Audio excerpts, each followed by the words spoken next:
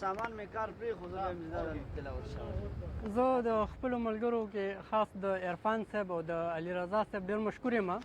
سره د شیراز صاحب ثاقب صاحب دی د مونږ ټول ملګري را یو ځای کړو کم از کم داسې 20 کاله تقریبا تېر شوي دي په دې کې صرف 20 کاله یاد تقریبا جی نو دا د دې ډېره مینه وه هسې ما نوید صاحب ته ویلي څو ورځې وړاندې دا ګروپ دی کله نو جوړ کړی ما میرا دغه رنګې د سکول څومره ملګري دي به ټول را یو ځای کوو یو ځای به چېرته روټۍ خورو یا ګپ به لګو که نه نو بس هغې کې بیا دی زه ګروپ کې اډ کړم نو زه ډېر زیات خوشحاله شوم نو شاعري دی کې خو زما لږه دلچسپي وه نو په دې وجه شاعر نه یم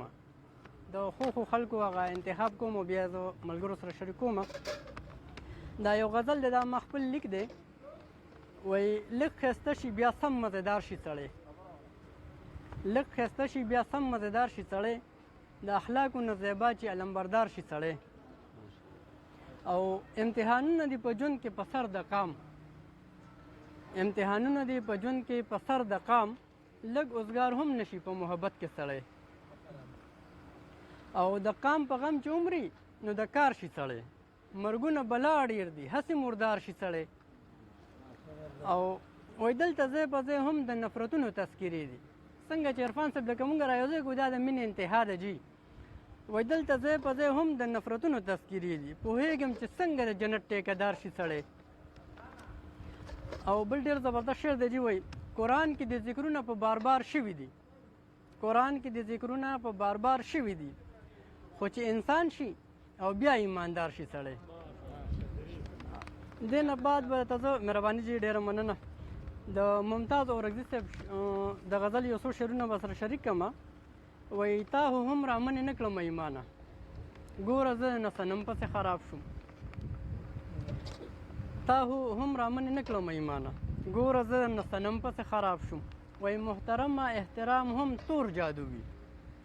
محترمه احترام هم تور جادو وي محترم پسې خراب شوم محترم پسې خراب شوم وایي د خپل خړ څادر احرام تړلی ګرځم شوکت صاحب د خپل خړ څادر احرام تړلی ګرځم ده سره اکثر په ګاډي کې څادر وي جي او وایي پاکه خدایه په کوم حرم پسې خراب شوم او وایي پاکه خدایه په کوم حرم پسې خراب شوم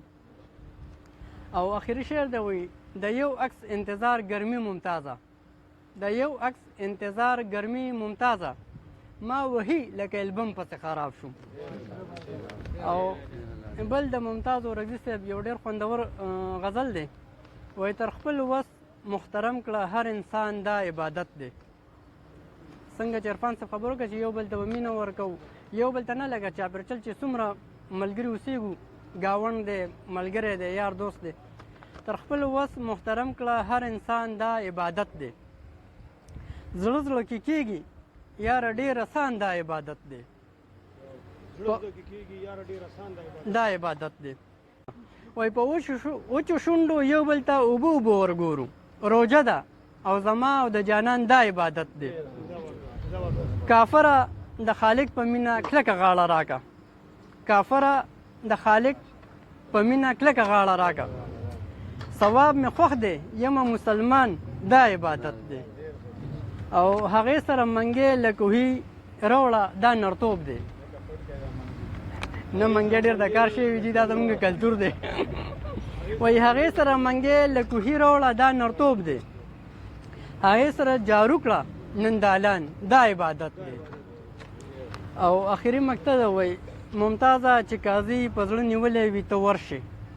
ممتازه چې قاضي په زړه نیولی وي ته ورشې شروع کړې ورته شعر د غني خان دا عبادت دی ډېره مننه خوشحاله اوسئ